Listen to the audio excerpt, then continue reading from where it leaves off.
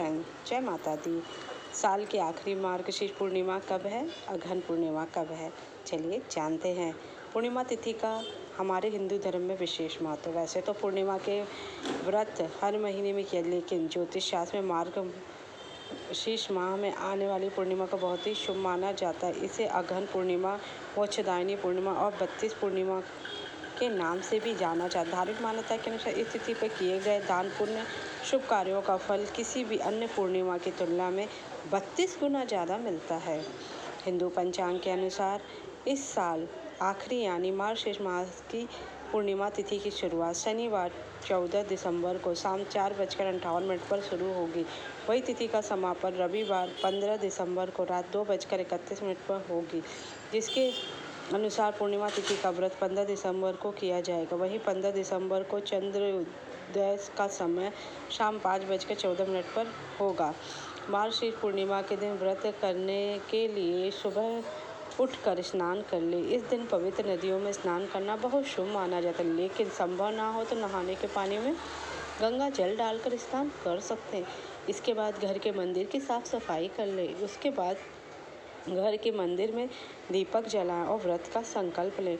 उसके बाद सभी देवी देवताओं का गंगा जल से अभिषेक के फिर भगवान विष्णु और माता लक्ष्मी की विधि विधान से पूजा करें। उसके बाद श्री हरि को भोग लगाएं, जिसमें तुलसी दल को जरूर शामिल करें।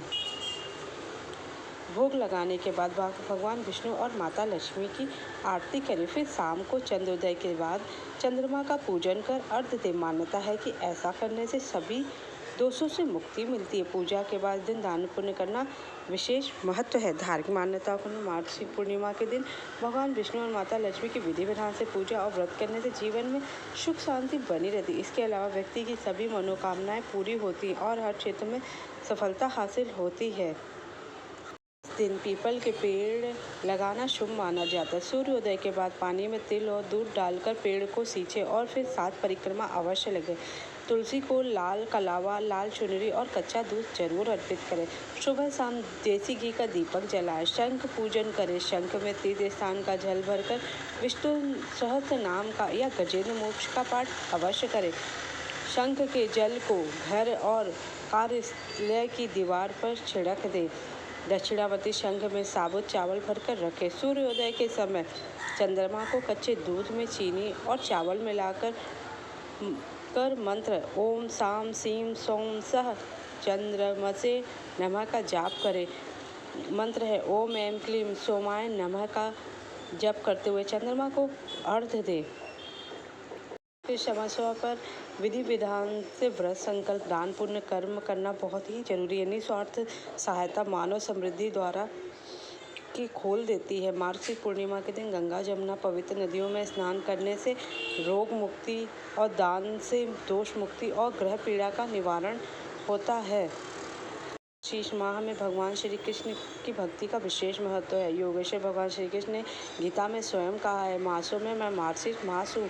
मार्गशीर्ष मास भगवान श्री कृष्ण का ही एक स्वरूप है। इसलिए इस मास में पड़ने वाली पूर्णिमा मनोकामना पूर्तिदायक, संतान सुख प्रदायिनी है। सतयुग में देवों ने मार्गशीर्ष मास की प्रथम तिथि को ही वर्ष का प्रारंभ किया था। मार्गशीर्ष पूर्णिमा के दिन भगवान की कथा, लक्ष्मी पूजन, शंख पूजन और चंद्रमा को अर्घ्य अवश्य देना चाहिए। इस पूर्णिमा पर आप माता श्री सूक्तम के मंत्रों का भी आप माता लक्ष्मी के सामने जप कर सकते हैं, जिससे कि आपके घर में कभी भी दरिद्रता का वास न। मार्गशीर्ष अमावस्या में अगर आप कर्ज के बोझ की तरह बहुत दबे हुए हैं तो आपको कनक धारा स्तोत्र का पाठ करना चाहिए। इससे आपको विशेष लाभ होगा। मार्गशीर्ष पूर्णिमा पे आपको तुलसी की जड़ को लाल कपड़े में बांध के मेन दरवाजे पे टांग देना चाहिए, कि जिससे कि आपके घर में कभी भी दरिद्रता का वास ना हो। मार्गशीर्ष पूर्णिमा के दिन आप माता लक्ष्मी को कौड़ियाँ चढ़ा के फिर उन्हें पूजा के बाद पीली कौड़ियों को लाल रंग के कपड़े में बांधकर अपने तिजोरी में रख सकते हैं। इससे आपको धन लाभ होगा और धन के रास्ते खुलेंगे। मार्गशीर्ष पूर्णिमा के दिन आपको माता लक्ष्मी के निमित्त और भगवान श्री हरि विष्णु के निमित्त खीर केसर युक्त खीर बनाना चाहिए। इस बात का ध्यान रखें, आप भगवान को जो भी भोग चढ़ाएं उसमें आप तुलसी दल अवश्य समर्पित करें। इससे आपको लाभ होगा। अगर आपको मेरी जानकारी अच्छी लगे तो मेरे चैनल को लाइक करें, सब्सक्राइब करें, शेयर करें। Thank you so much.